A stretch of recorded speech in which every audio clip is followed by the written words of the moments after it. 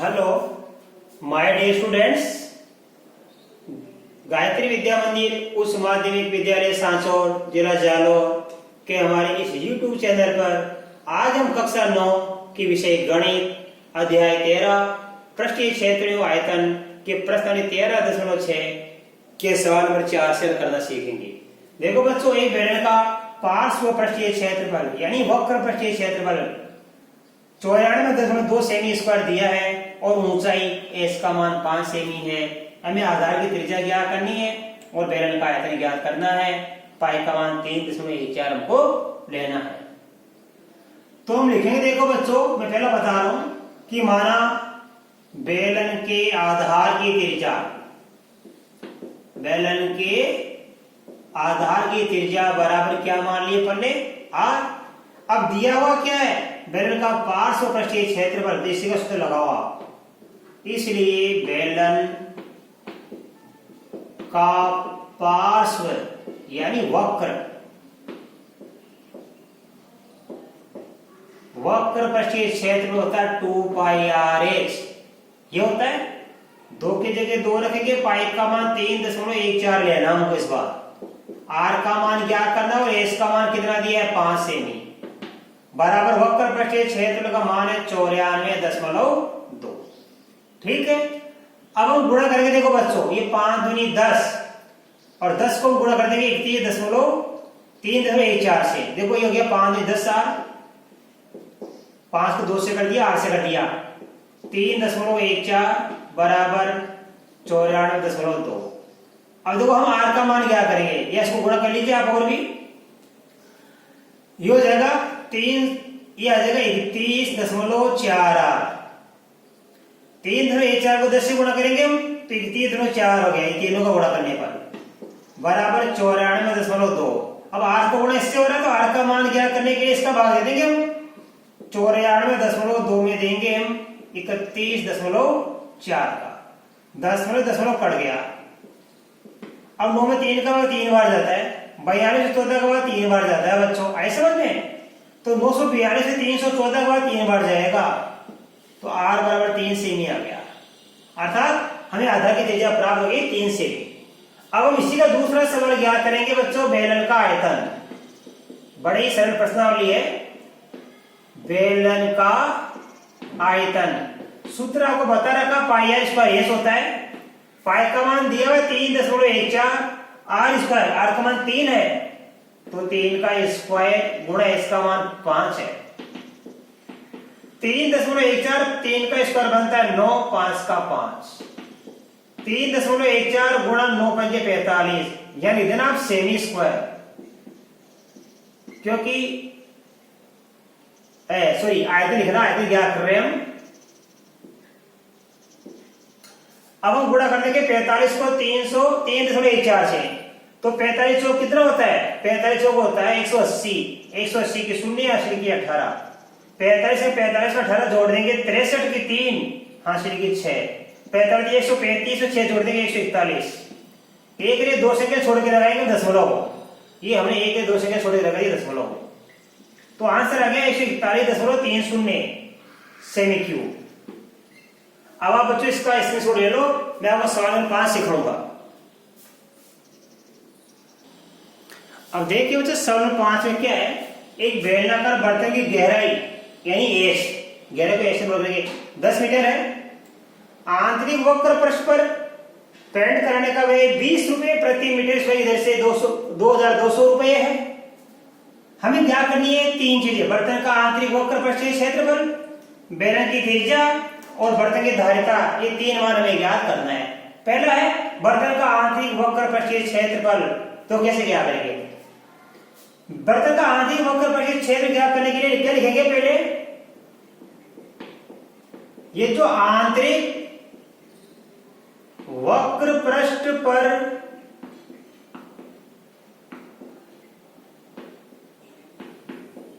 Paint करने का कुल व्यय, पेंट करने का कुल व्यय, कुल व्यय कितना है यहाँ पे 2200 रुपए, और 1 मीटर स्क्वायर पेंट करने के 20 रुपए, इसका भाग दे देंगे हम। 1 मीटर स्क्वायर पर पेंट करने का वेग। तो बेलन का आंतरिक वक्र पृष्ठीय क्षेत्र कैसे क्या करेंगे, आंतरिक वक्र पृष्ठ पर पेंट करने का कुल वेग में भाग देंगे 1 मीटर स्क्वायर पर पेंट कराने के वेग का। तो कुल वेग कितना हो रहा है 2200 रुपए, और 1 मीटर स्क्वायर पर कितना रुपए लगा है 20 रुपया। तो इसमें भाग देंगे 2200 में 20 का शून्य शून्य कट गया, तो ये आगे कितना 2 का भाग देंगे इसमें, तो ये आगे 110, ये आगे 110 मीटर स्क्वायर आंसर। तो बर्तन का आंतरिक वक्र पृष्ठीय क्षेत्र को प्राप्त हो गया 110 मीटर स्क्वायर। और बेलन की त्रिज्या क्या करनी है, तो लिखेंगे यह लिखेंगे, देखो माना नंबर 2 सिखा रहा हूं मैं, लिख देंगे माना बेलन की त्रिज्या बराबर r। अब सूत्र लगा देंगे आंतरिक वक्र पृष्ठीय क्षेत्रफल का, इसलिए आंतरिक वक्र पृष्ठीय क्षेत्रफल बराबर क्या लगाएंगे 2 पाई r h। आगे कर लीजिए इसको, 2 की जगह 2 या यहां से कर लो आप, 2 की जगह 2 और पाई का मान क्या लेना 22/7, r का मान ज्ञात करना है और h का मान 10 मीटर है। और यहाँ पे आंतरिक वक्र पृष्ठीय क्षेत्र लगे 110, कितना प्राप्त हो गया 110 मीटर। ठीक है, अब हम क्या करेंगे, ये शून्य शून्य काट दिए हमने, तो ये 22 44 क्या प्राप्त हो गया, ये 22 44 बराबर 11 का गुणा किससे हो जाएगा 7 से, 11 का गुणा 7 से हो गया वज्र गुणा वज्र, इसको गुणा कर लिया 11 को 7 से। अब देखो धारिता ज्ञान बाद में करेंगे, पहले आप r का मान ज्ञात करो। अब r का मान क्या करेंगे बच्चों, ध्यान देना, r बराबर हो जाएगा 11 गुणा 7 बट्टा कितना आएगा 44। ये 44 गुणा 8 से हो रहा है, तो 44 का भाग दे देंगे 11 गुणा 7 में, 11 से काट दिए, 11 चौके 44। ठीक है, तो r बराबर कितना आया 7/4 मीटर, 7/4 मीटर। अब आप इसको आगे करना चाहो तो देखो बच्चों, ये r बराबर हो जाएगा, हम 7 पे किसका भाग दे देंगे 4 का, 4 एकम 4 बच गया 3, 10 में लगाएंगे शून्य उतारेंगे, 4 7 28 घटाएंगे बच गया 2, फिर शून्य लगाएंगे 4 पंजे 20, तो ये आ गया 1.75 मीटर, ये आंसर आ गया। हमने ज्ञात कर ली यहाँ पे क्या, बेलन की त्रिज्या भी हमने ज्ञात कर ली। अब तीसरा क्या था, बेलन का आयतन ज्ञात कीजिए, इसलिए देखो ध्यान से नंबर 3, बेलन की धारिता यानी आयतन पाई r स्क्वायर h, पाई का मान y/7, r का मान कितना हमारे पास में 1.75, 1.75 r स्क्वायर तो 2 बार लिख दो आप, r का मान 2 बार लिख दो, h का मान कितना हमारे पास है 10, ये रहा 10। अब हम तो काटेंगे इसको 7 से, 10 का 10 7 दूनी 14 बच गया, ये 7 पंजे 35, 0.25 आ गया। अब हम गुणा करेंगे 22 को हम 10 से गुणा करेंगे, 220 गुणा 0.25 गुणा 1.75 और यह लिखना आप मीटर स्क्वायर, आयतन मीटर क्यूब। ठीक है बच्चों, अब हम इस सबको गुणा करेंगे, देखो 0 की 0, 5 दूनी 50 की 0 यहां से लिखी 5, 50 से 5 55, एक ने 2 संख्या छोड़ के रख गया दशमलव, गुणा 1.75 मीटर क्यूब। अब 55 का गुणा करेंगे 1.75 से, 1.75 का गुणा करेंगे 55 से, 55 25 की 5 85 और 2 87, फिर ये गया 5 7 8, 5 का 5 7 और 2 8 8 16 और 8 1 9, 9625 कितना आ गया 9625, 2 संख्या छोड़ के लगा देंगे दशमलव, तो 96.25 मीटर क्यूब। हमने इस 55 का गुणा कर लिया 1.75 से, तो 96.25 मीटर क्यूब आएगा। अब देखिए बच्चों, अगला सवाल है, ऊंचाई 1 मीटर वाले बेलनाकार बर्तन की धारिता 15.4 लीटर है। इसको बनाने के लिए कितने वर्ग मीटर धातु की शीट की आवश्यकता होगी। देखो हमारे सवाल में है कि बेलनाकार बर्तन है, इसकी ऊंचाई 1 मीटर है और बर्तन की धारिता कितनी है, 15.4 लीटर, यानी ये क्या है, ये आयतन है। तो इस हम क्या करेंगे, लीटर को बदलेंगे मीटर क्यूब में। इसलिए बर्तन का आयतन हो जाएगा, देखो ध्यान से, पहले आप लिखो यहाँ पे, चूंकि 1000 लीटर बराबर होता है 1 मीटर क्यूब, इसलिए 1 लीटर बराबर होगा 1/1000 मीटर क्यूब।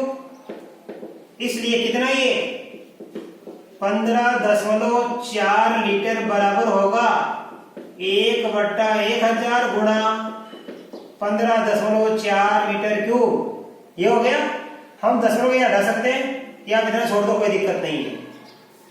ये हमने लीटर को बदल दिया, इस आयतन जो लीटर बदला इसको किस बदल दिया, इसको हमने बदल दिया मीटर क्यूब में। अब हम क्या करेंगे, त्रिज्या का मान पहले ज्ञात करेंगे, क्योंकि हमें ये पता करना है कि कितने वर्ग मीटर धातु की ये चादर लगेगी।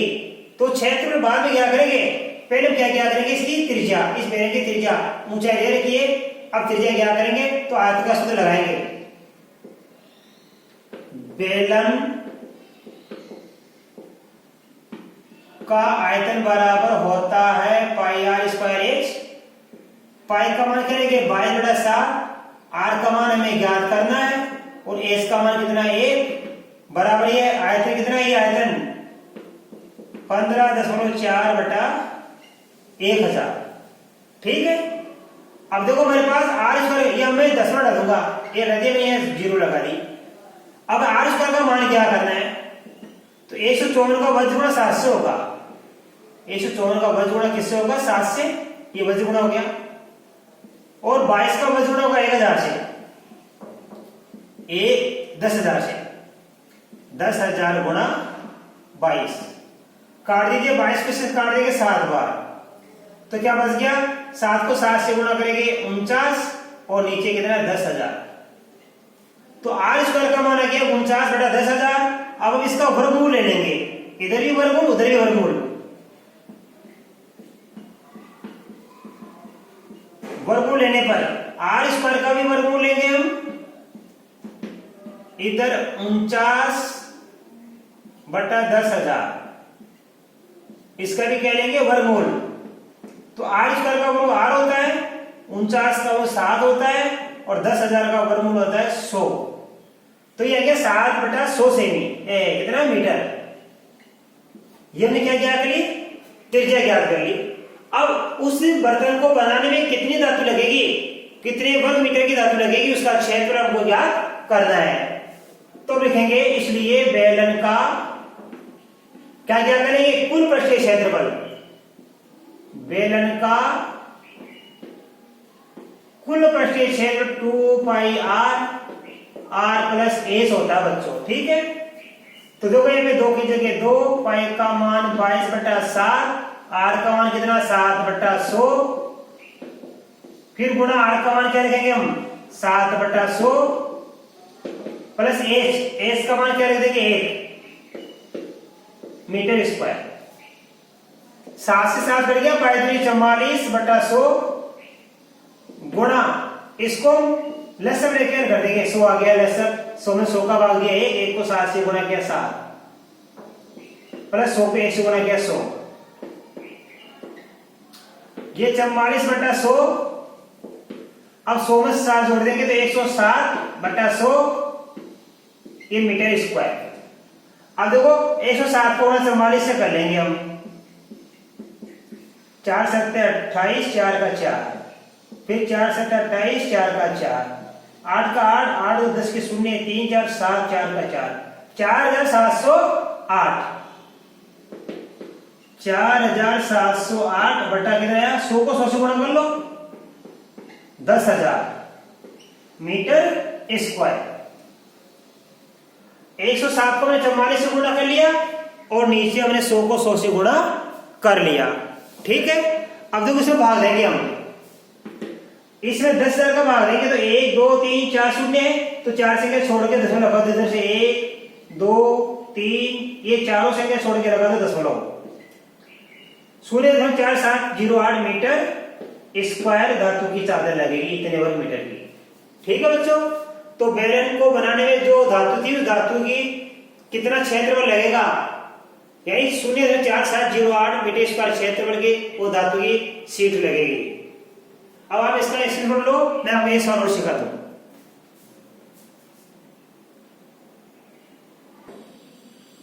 और देखिए बच्चों, अगला सवाल क्या लिखा है, चित्र के अनुसार हमारा क्या है कि ये एक पेंसिल है।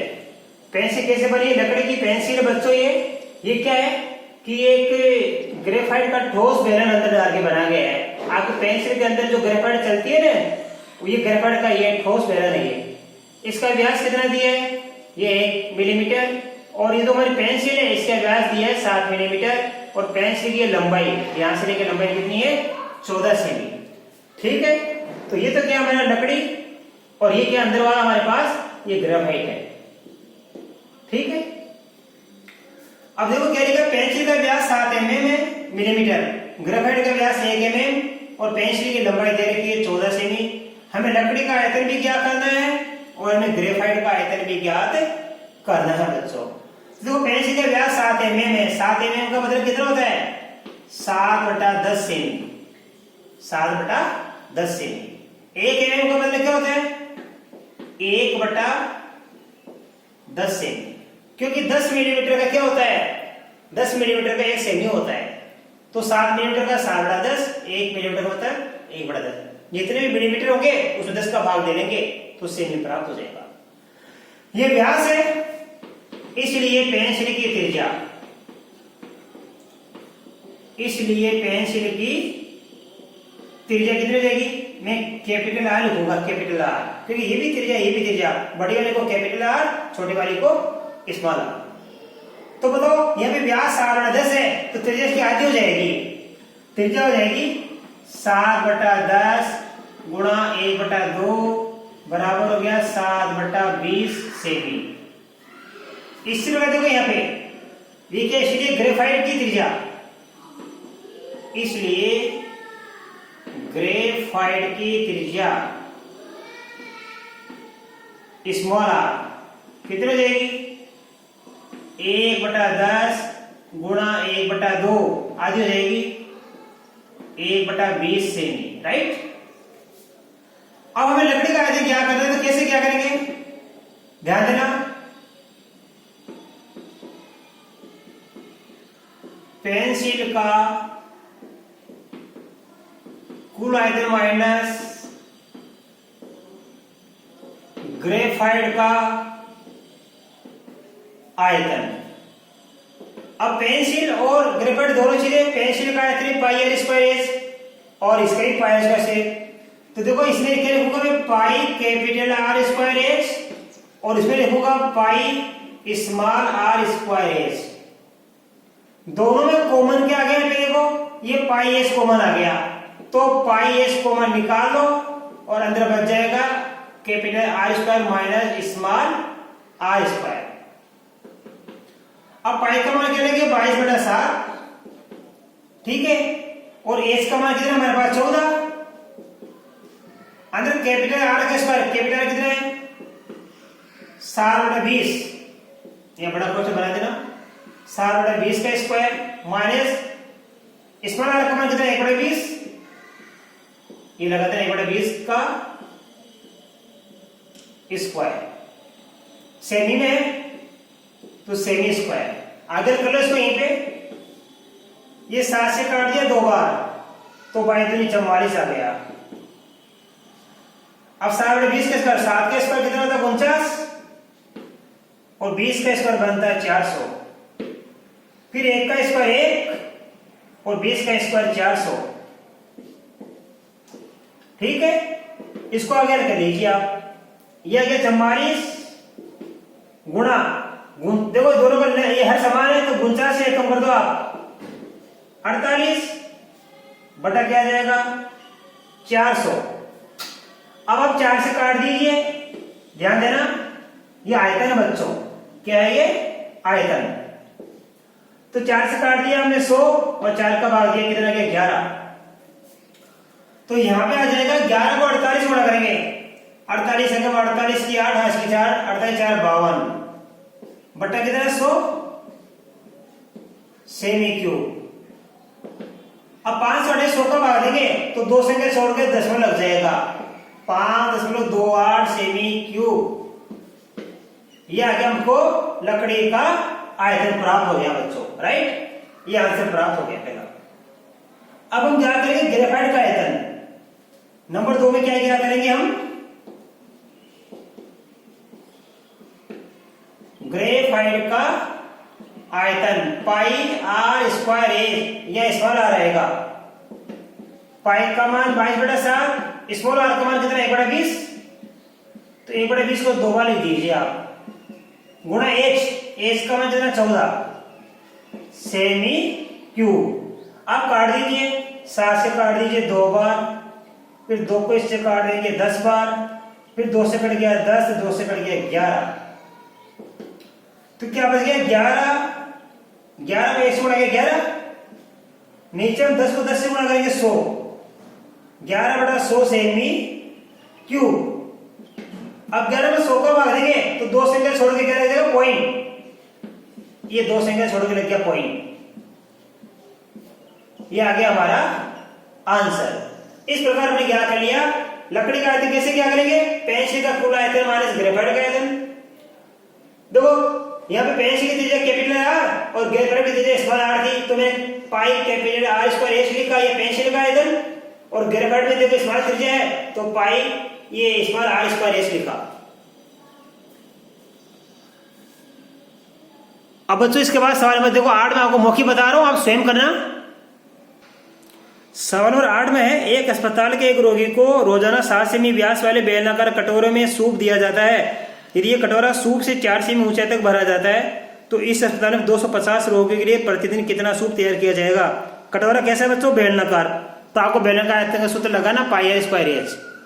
पाई का मान 22/7, आर देखो 7 सेमी व्यास है तो त्रिज्या हो जाएगी 7/2, यही 3.5, आर स्क्वायर के 3.5 गुणा 3.5, और एच ऊंचाई दे रखी 4 सेमी, तो देना पाई आर स्क्वायर एच का सूत्र लगा देना। पहले आप एक बेलनाकार कटोरे का आयतन ज्ञात कर लेना, फिर 250 से आप गुणा कर देना, तो 250 को गुणा करेंगे जो एक बेलन का आयतन आएगा उससे, तो हमको प्राप्त हो जाएगा प्रतिदिन सूप की मात्रा। तो प्रतिदिन सूप का कुल आयतन होगा 250 गुणा एक बेलन का बेलनाकार कटोरे का आयतन। पहले एक बेलनाकार कटोरे आयतन क्या करना, उसको 250 गुणा कर देना। धन्यवाद।